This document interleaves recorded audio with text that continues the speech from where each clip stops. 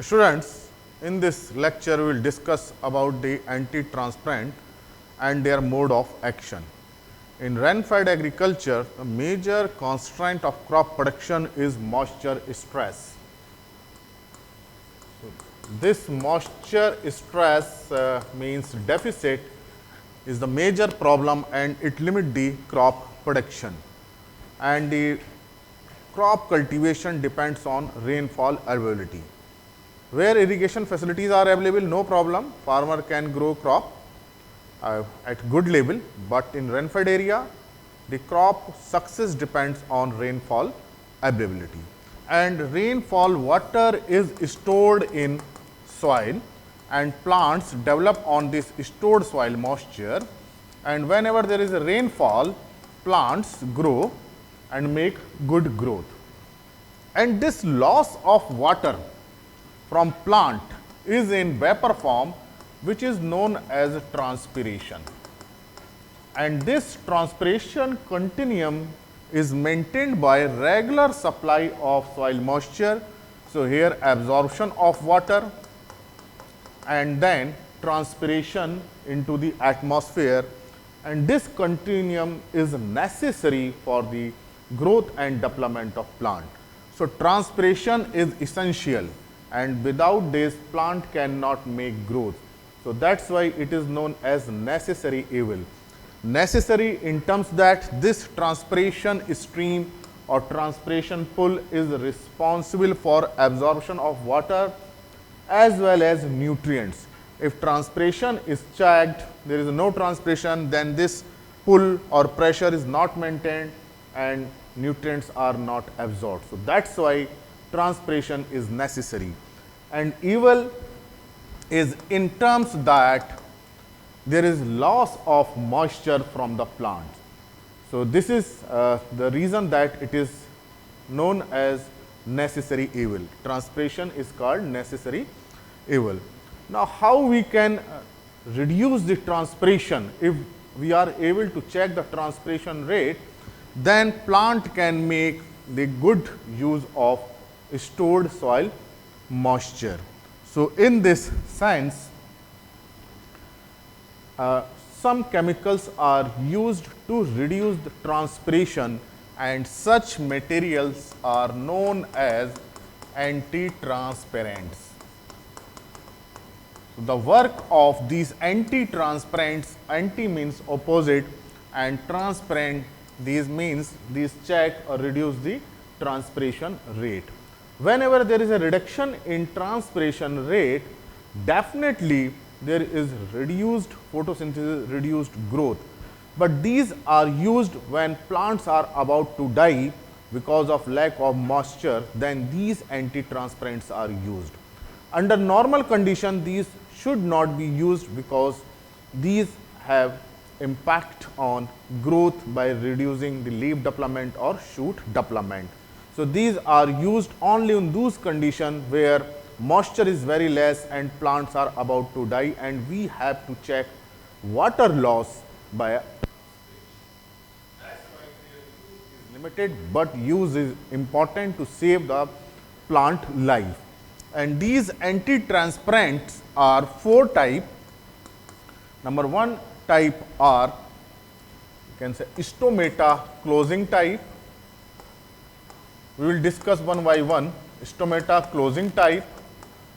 Second one type is film forming type, and third one is reflectant type, which increase the reflectance of plant leaf, and fourth one are growth retardant. So, these are different type of transparent which are responsible for reduction of transpiration and thus maintain the water balance inside the plant. So, now it is clear why anti-transparents are used to reduce the transpiration loss, so that water balance inside plant body is maintained. But the condition is that these are not applied under normal condition. These are used only when there is very less moisture in soil and plants are hardly to survive. So, these are applied in anticipation that when there is a rainfall subsequently later on, then plant can make use of these moisture. So, these are a survival mechanism under moisture stress conditions. So, we will discuss these 4 types of anti-transparent.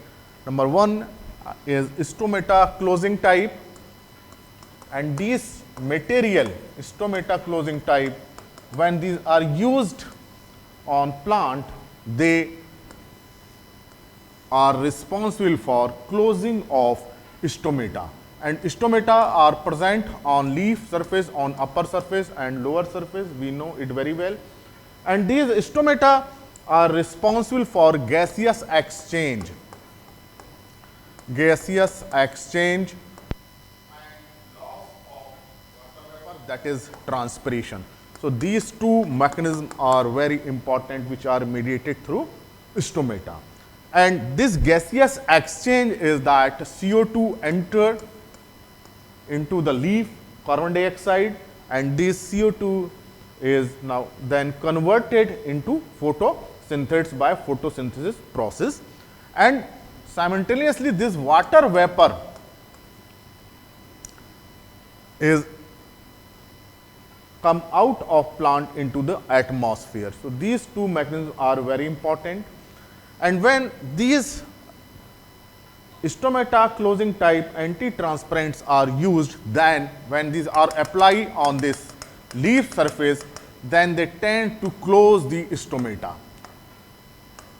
No doubt, when the stomata are closed, then transpiration rate is reduced, there is less rate of transpiration, and water is maintained inside the leaf and the plant, and there is less loss of water from the plant, and water balance is maintained. But at the same time, when the stomata are closed, then CO2 entry is also reduced. So, it means there is poor photosynthesis. So, this is the disadvantage of this stomata closing type anti-transparent, is that they reduce the photosynthesis. So, they reduce the transpiration as well as photosynthesis, both are reduced. So, this is the problem with such type of anti-transparent. But the only way to survive the plant under moisture stress, to maintain the water balance, that is why these are applied under emergency or under the situation that there is no way to maintain the plant growth. So, when the plants are about to die or there is severe moisture stress, then these type of anti-transparent can reduce the transpiration and can help to maintain the water balance inside the plant. And the example, if we see the example, very common example or phenyl mercury acetate, PMA, phenyl PMA.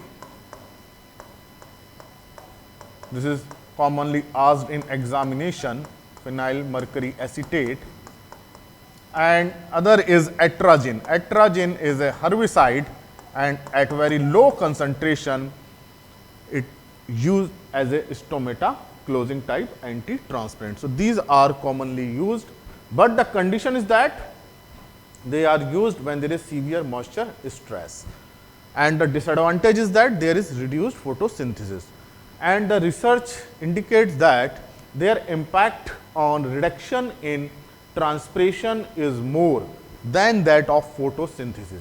Means when these are applied on plant, then reduction in transpiration is more if we compare with the rate of photosynthesis. So, overall water balance is maintained. So, this was about stomata closing type anti-transparents. Then another type or reflectance type or film forming type. Reflectant type we talk about. These type of anti-transparent, as the name suggests, they increase the reflectance of solar radiation. In normal condition, what happens? Suppose this is the leaf and solar radiation is on leaf. solar light, sunlight, or we can say solar radiation, then some radiation is absorbed by the plant and some is reflected back. If radiation is absorbed more, then the temperature increases, and if the reflectant radiation is more, which is also known as albedo, then absorption will be less and is high proportion of reflectance. When reflectance is more, it means absorption is less, then temperature of leaf goes down.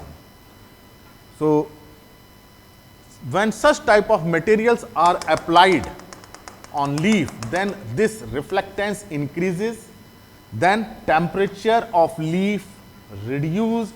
So, vapor pressure gradient from leaf to atmosphere is reduced, and obviously if temperature is low, then transpiration rate will be less.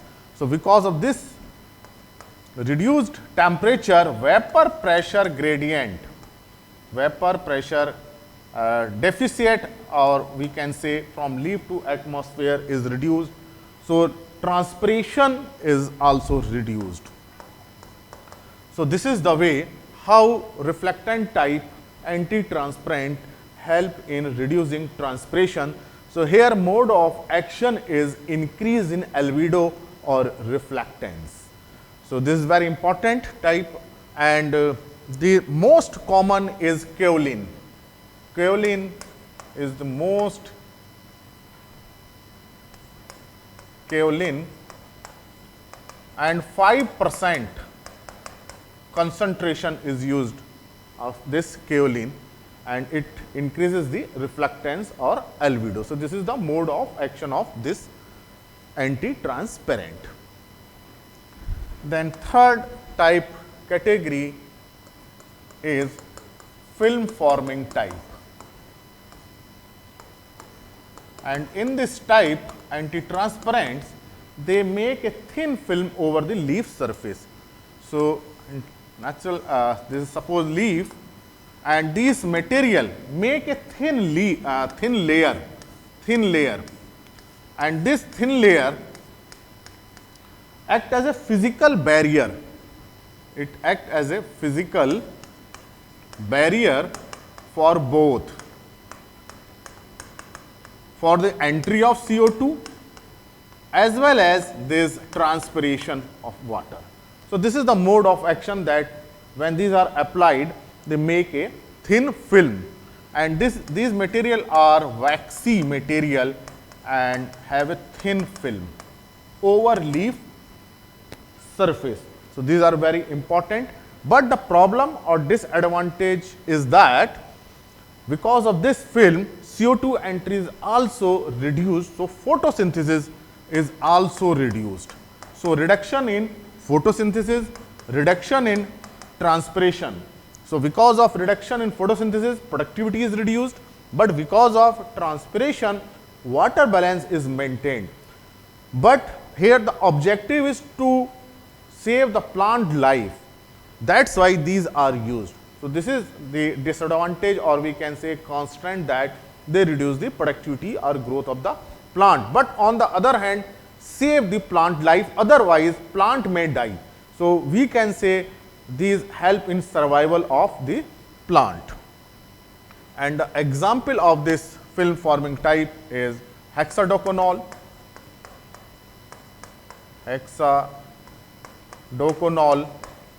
and other is silicon. This silicon is synthetic rubber like material, and this silicon is not the silicon. This silicon is Si, here not E, here is E. So, this is the difference. Silicon is synthetic material. So, remember that there is a difference between silicon and silicon. This silicon is not E, here it is E. So, this is the mode of action as a physical barrier. Then another type are growth retardant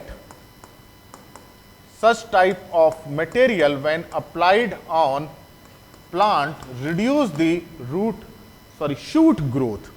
So suppose this is the normal plant growing and this is leaf, this is shoot and this is root. So when this material are applied on plant surface, growth retardant, then shoot growth is reduced, leaf size is reduced, leaf area is reduced, plant height is reduced.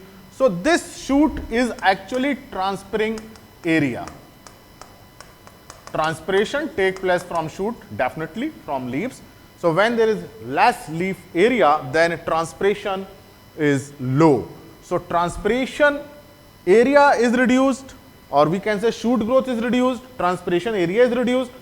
So definitely the loss of water is low. So this is the mechanism of growth retardant. But there is no impact on root growth. So root growth absorb the water, but here transpiration is low because of we can say restricted shoot growth. So this is the mechanism of growth retardant, and the example is Cycocil. Cycocil is very common, CCC, which is reduced to shoot growth. The objective is to reduction in transferring area.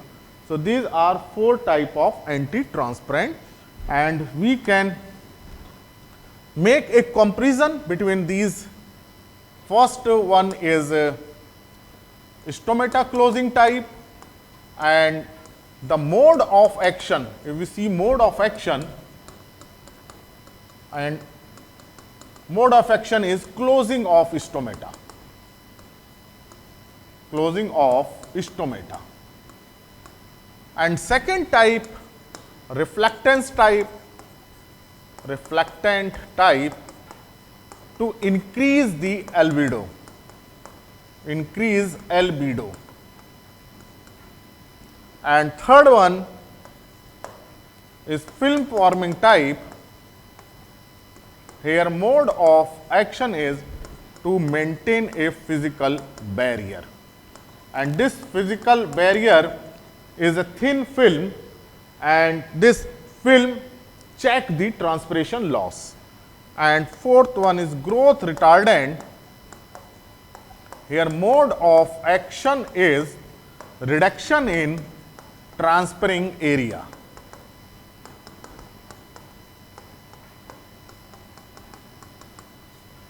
By reducing the shoot growth. So this was about the anti-transparent. What are the advantage, what are the disadvantage, types and their mode of action. So whenever these anti-transparents are used, they reduce the transpiration and maintain the water balance, but on the other hand, the negative impact is that reduction in photosynthesis, but these are used for the survival of the plant. So under normal condition, these are not applied. These are used when there is moisture stress. So remember that these are not used under normal condition and when there is no problem of moisture ability. Whenever there is less moisture ability in soil and plants are about to die and there is severe moisture stress, then these are used.